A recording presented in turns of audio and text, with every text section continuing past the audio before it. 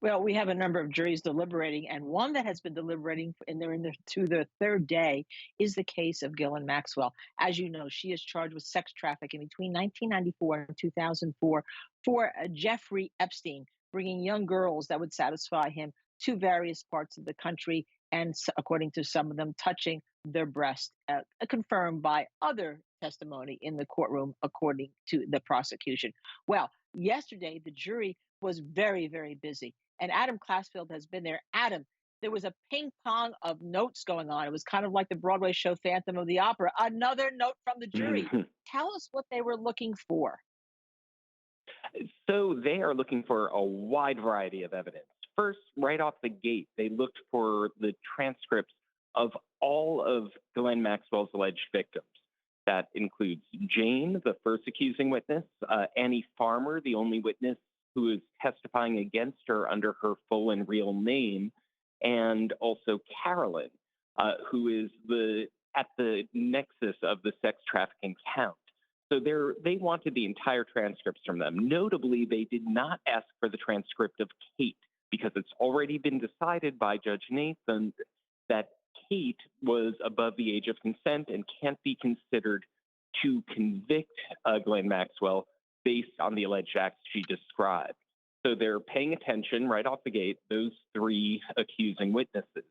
The next jury note was very interesting. They asked for notes from an FBI interview with Carolyn in 2007. Now, here's why that's significant. Those notes, generally known as 302s, are not in evidence, and they are unauthenticated records of an FBI interview.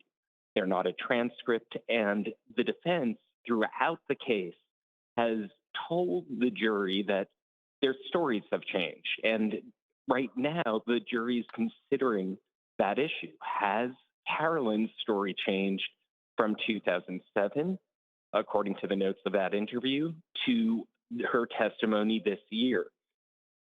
If they decide that that's credible, that her story changed, that could be very significant for the top count. Carolyn is at the heart of the sex trafficking count. Now, the judge informed them all of the admitted exhibits are before you, meaning they're not going to see those FBI notes. Those FBI notes are not in evidence. Only the testimony about those notes are in evidence. So we'll see what that instruction does to eliminate jury confusion. Then the day ended yesterday with a note from jurors seeking to consider whether they can use testimony by Annie Farmer on two of the counts charged against Ghislaine Maxwell. The judge gave them a very simple answer. Yes, you may consider it. And that was clearly a boost for the prosecution because right now the jurors had some sort of debate. They were unclear whether her testimony, because she was 16 when she says that she was molested by Jeffrey Epstein and Ghislaine Maxwell in a New Mexico ranch. Now, that was over the age of consent in New Mexico. However, she traveled from jurisdictions where she was a minor. So it's a crucial legal question.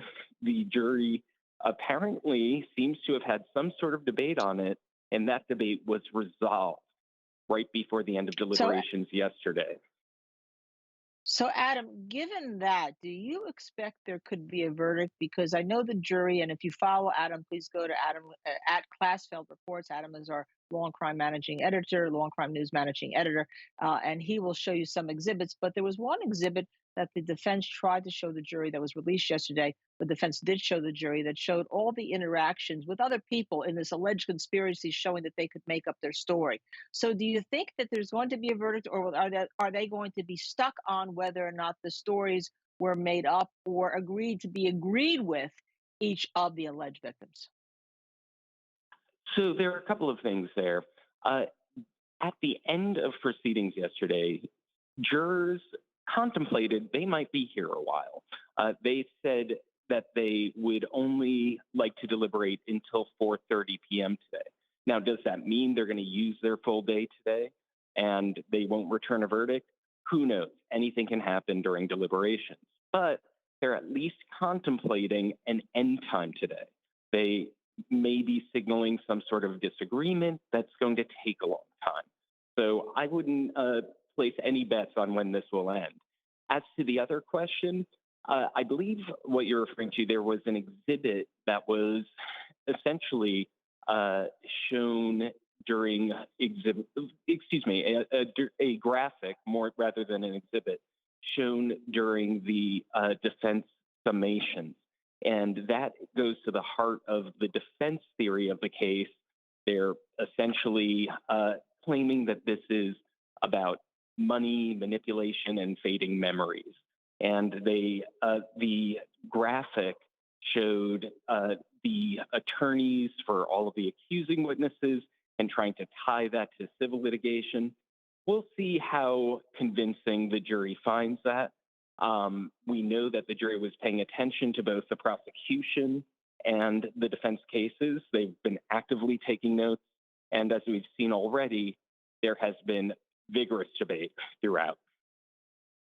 Thank you, Adam. You're always great telling us what's in that courtroom. And if you want to see that exhibit, I have it right here. But you can go to Klasfeld Reports on Twitter and you can see all for yourself. I hope to hear back from you soon, Adam. It sounds like this jury knows what they want and they're in control of their own deliberations. So we'll stay tuned with you. Thank you. Always a pleasure speaking to you. Thanks. And when we come back here at the Law&Crime Network, we're going to take a look at the Kim Potter trial and some emotional testimony, the emotional testimony from Katie Bryant. She led off the prosecution case. She is the mother of Daunte Wright. Stay with us for this only here on the Law&Crime Network.